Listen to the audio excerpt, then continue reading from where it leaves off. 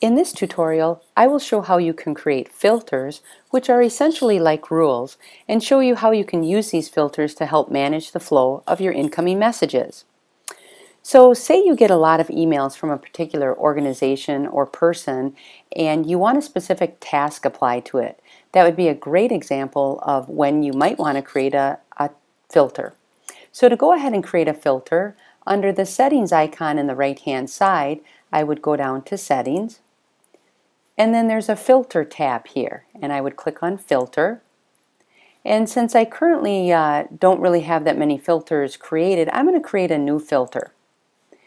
And my new filter, you can decide if it's from a particular person. So say you get a ton of emails from a particular person or staff member and you want to keep them in an organized way, you might choose to make your filter to include who it's from.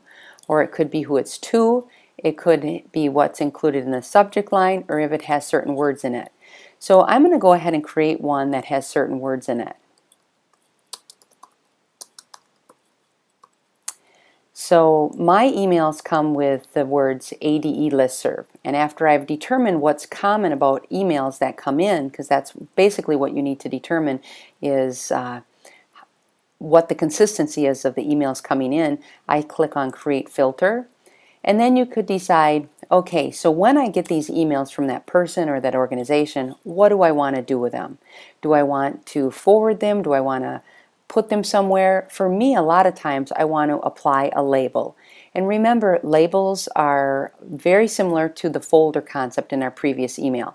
So on the left hand side here you can see I have different labels already created. So every time I get an email that contains ADE, I'm going to apply this specific label.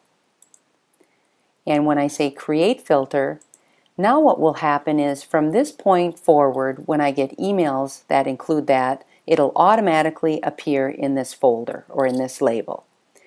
Now, what if you already have an email and you did not have a filter created for it? You might decide just that this is a great time to start making a filter. So say I'm going to have a lot of new student account emails coming back and forth. We have quite a few new students coming in and out of the high school, so I want to keep track of those emails. So this, I opened an email, and at that time I can also say filter messages like these, and you see it brings me to the same dialog box. So even if you already have an email, you can then decide to create a filter for it. So the subject might be new students, and again, create filter. What do I want to do? Well, I want to apply a label, but I don't currently have a label for new students on the left hand side. So I'm going to actually create a new label at this time and say new students. And when I click that create label, you can see it appears over here, and note that these have colors and this one does not. So at this time I'm going to give it a color, and I'm going to pick that as a color. So now from this point on, anytime I get emails with that subject, they're going to automatically go in here, and it's going to be a nice way for me to keep organized. That concludes our tutorial on setting filters.